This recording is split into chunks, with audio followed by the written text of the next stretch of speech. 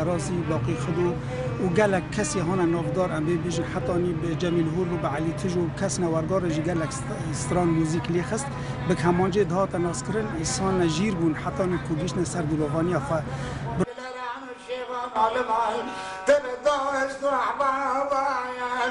ظالمك بسدك تدمع قبل عن كذب وخشى ما شغل سلكي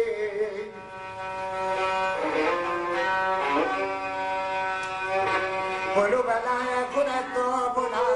لا وسطي مسلم محمد دومانبو براستی یعنی ما بری مرنوجی ما درشت تکلیم بابرغم ما مستقر خواسته که خواب و کل باجر کوبانی با تا رشتن آخر مجاده. لهم بلکی ظروف نچه بون نکام بو با طوی حالی یعنی ما قصه الحاح کرد ما وزیر ثقافه و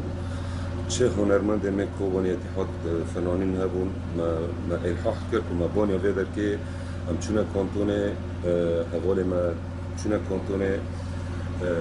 ما موافقه جوانستان و انه ام لازم با مستد در واسه ویالی کن. pero چه لوی حالی چه بود لوی حالی برانه دام براستی یعنی دولت که تبکی نکی دشمنه یعنی حتی هنرمند ما برانه بدی حالیه هنرمند که عمری خود قصه ساله هفته ساله جیانا خلویر کش دست دا یعنی هنرمند کدا هر هویه خود هنرمند قدیف و سیاسی کنه یعنی تدوبان هنرمند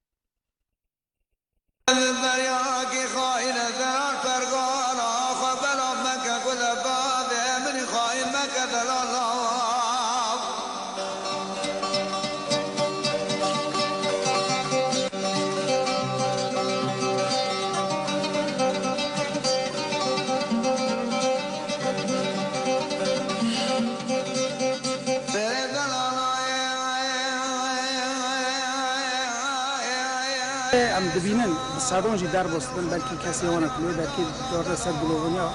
در باستکن لما بستا وانا جی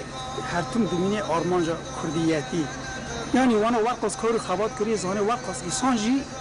لروج آوا باندا گریدا اینه نه بس روج آوا باندا گریدا این هر چهار پارچه کردستان جی نو دنگی محمد خلیل غازی موزیک ها بیست بود پی باندور دبن وقت هنرمند جی پی باندور دبن